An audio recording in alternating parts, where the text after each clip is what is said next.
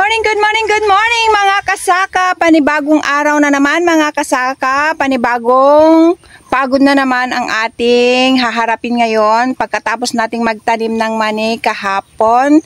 Dito na naman tayo sa ating bagong sitaw mga kasaka. Lalagyan na namin ito ng bikal na kasi pwede na siyang malagyan ng bikal. Ipagpakita ko sa inyo mga kasaka. Inumpisahan na ni asawa kanina. Kasi akala ko nagpunta siya sa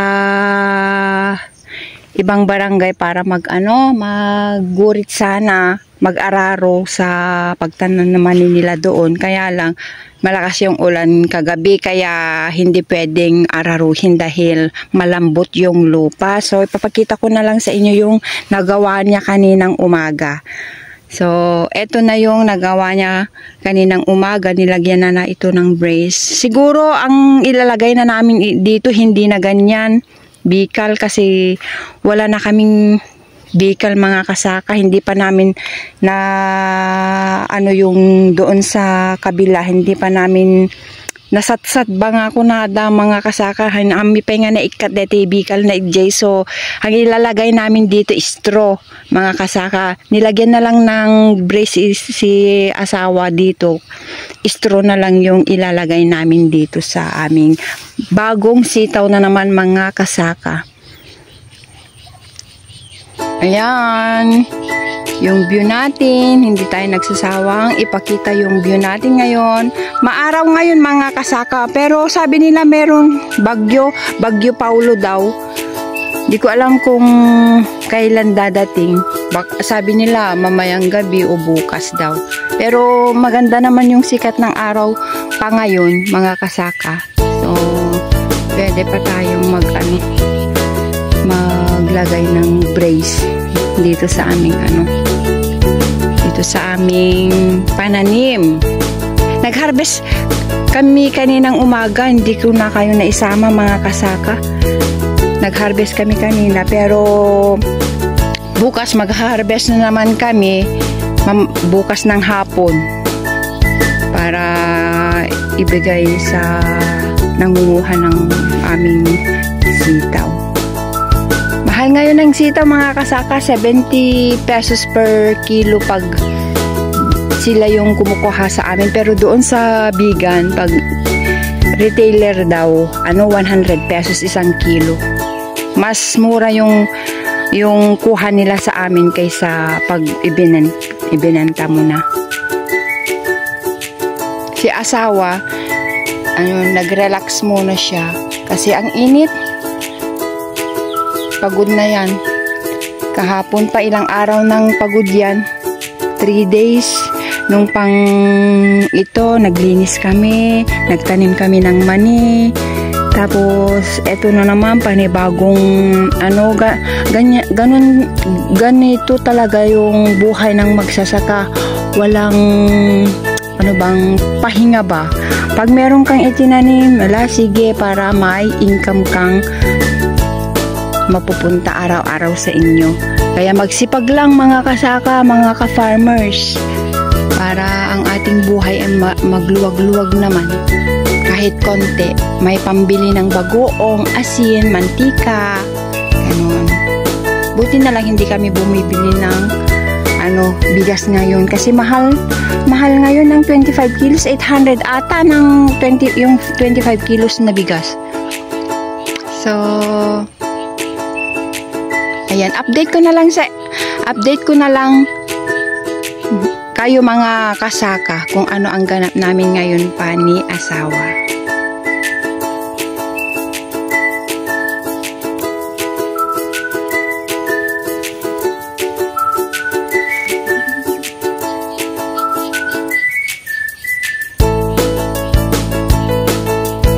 Tignan natin si asawa yung ginagawa niya.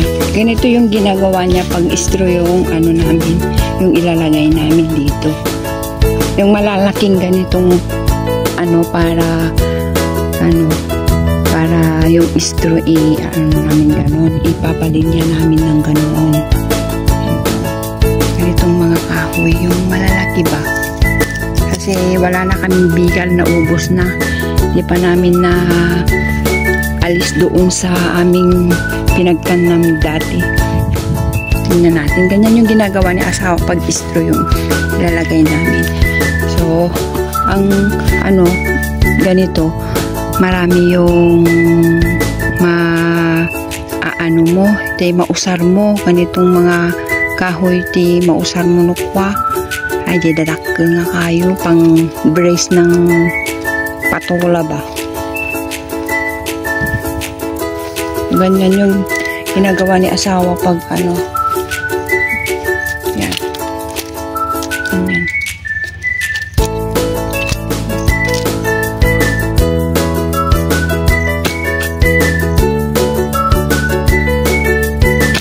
Tapos lalagyan mi ng tali ito. Itong ganito. Ganyan. Itatali namin yung ganyan. Barut ba? Ano ti kasta ti barut hane? Yeah. Ano ti Tagalog namin ti barut eh? Bro. Anong alam bro? Alambre.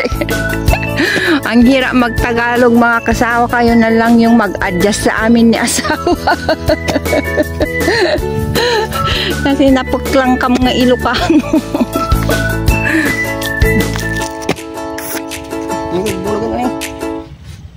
Magbubuhat na. Update ko na lang kayo mga kasaka kasi kukuha ko ng mga ganito. Tutulungan ko si asawa. Ayan, so ito yung kukunin ko. Kayo. So kuyang nilalagyan na ni asawa ng bulo yung inilagay niyang brace. So pagkatapos namin ito, yung straw naman yung ilalagay namin. Ti pagkalakatan ti sitaw mga kasaka. Good morning mga kasaka. Maaga kaming maaga akong nagising mga kasaka kasi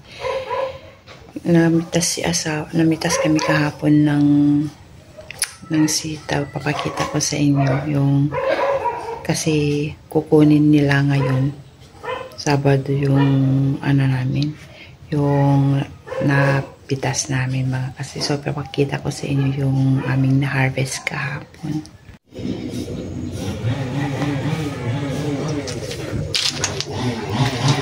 Ayan, so ito yung kagabi, malakas yung hangin kagabi.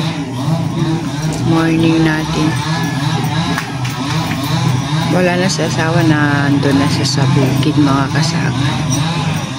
Ito yung morning natin. Maaga tayo 6:30 pa lang.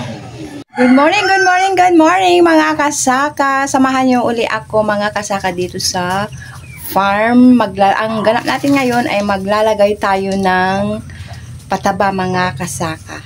So samahan niyo ako guys. Lagyan na natin yung ating sitaw kasi kailangan na niya mga kasaka yung bago namin sitaw.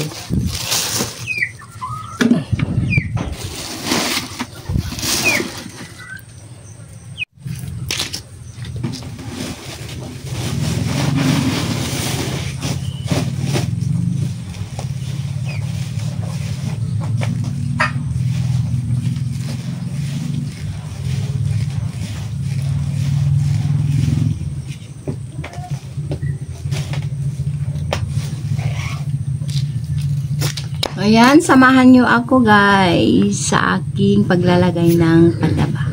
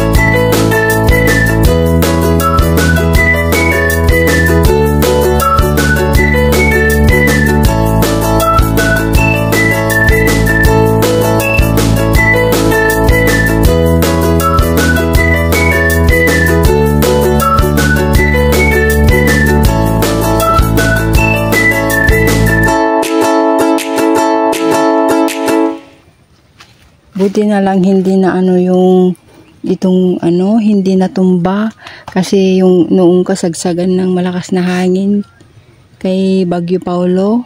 Buti na lang, salamat sa Ama at ginabayan niya yung aming tanim. Yun o. Yan. Hitik sa bunga mga kasaka o. Yan. Yan.